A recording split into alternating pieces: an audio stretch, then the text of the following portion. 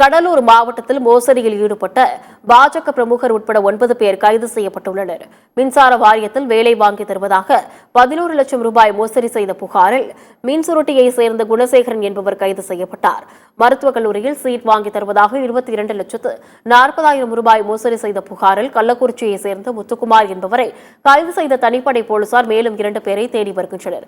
குறைந்த வட்டியில் கடன் வாங்கி தருவதாக கூறி 8.5 லட்சம் ரூபாய் மோசடி செய்த புகாரில் மருங்கூரை சேர்ந்த அறிவழகன் என்பவர் கைது செய்யப்பட்டார்.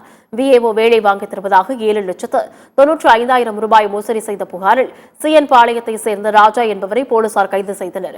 விருத்தாச்சலத்தில் ஏலச்சீட்டு நடத்தி 15 பேரிடம் 9 லட்சம் ரூபாய் மோசடி செய்த புகாரில் கார்குடலை சேர்ந்த ஸ்டாலின், அவரது மனைவி வனிதா மற்றும் சக்திவேல் ஆகிய 3 பேர் கைது செய்யப்பட்டனர். திட்டக்குடி நிதி நிறுவனத்தில் 22,97,000 ரூபாய் கையாடல் செய்த புகாரில் உதவி மேலாளர் தினேஷ்குமார் கைது செய்யப்பட்டார். 1,21 லட்சம் வாங்கி மோசடி செய்த மிரட்டல் விடுத்த புகாரில் வயலூரை சேர்ந்த பாஜக பிரமுகர் ராஜ்குமாரை தனிப்படையினர் கைது செய்தனர்.